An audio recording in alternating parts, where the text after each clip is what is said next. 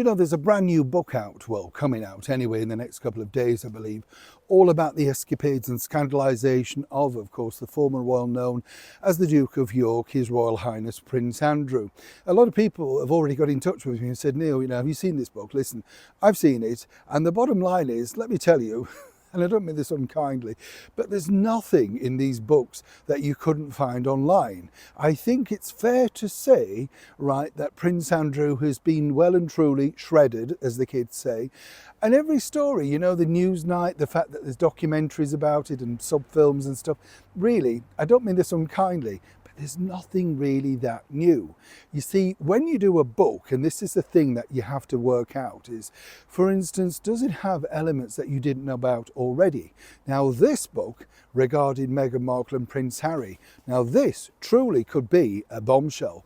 As ever, let me explain. Morning, how are you? I'm all right, thank you. Yes, nice to see you. Welcome on all brand new subscribers. Do you know what I mean though about books? You know what I'm saying? It's like when you get these autobiographies and you think, oh, right, is that it?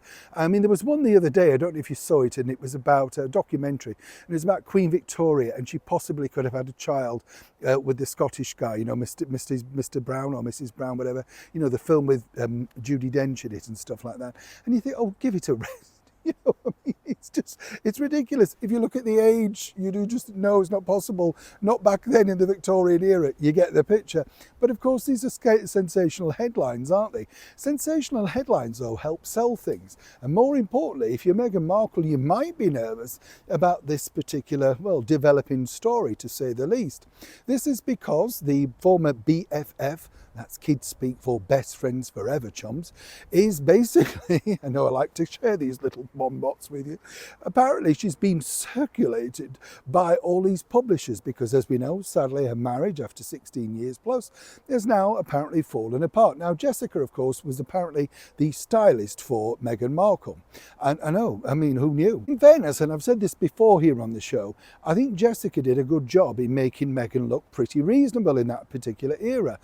And, she was a pivotal part of that royal wedding, the orchestrated reality, remember that.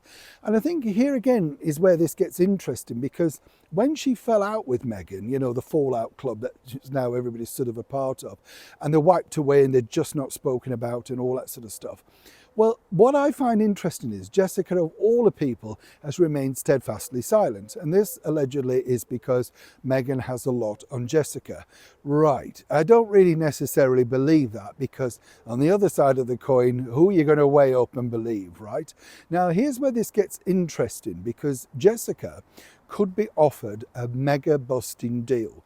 And when I say a lot of money, I know some of the publishers that are now circulating around her. And particularly, she was very good as a sort of stylist on the, TV show that she had.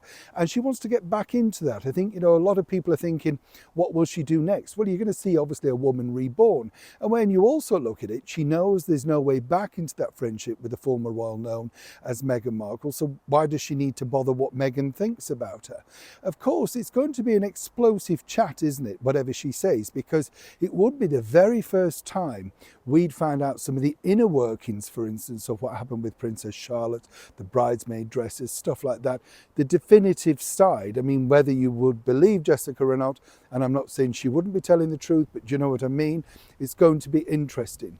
At this point, this is where it gets really fascinating, because this, and many people often say this, but this particular thing from another woman could certainly bury Meghan, because however she dealt with Jessica, with the fallout and the cutout and everything like that, is very interesting. Now, do not forget, when, of course, Meghan and Harry had the spat with, their Dr. Chanduka, Sophie Chanduka of Centre Parley, they didn't hit back.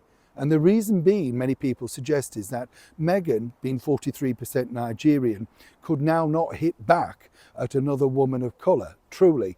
And so consequently, Dr. Sophie, in a sense, got a softer ride. Meghan, of course, I don't believe would have any sort of such faults of hitting back at somebody like Jessica Mulrooney. But Jessica's story is certainly fascinating. It just depends if the publishers can find the money to make sure Jessica is ready to speak. It's a developing story. When I know more, you'll know more. Neil Shaw in Kensington, London.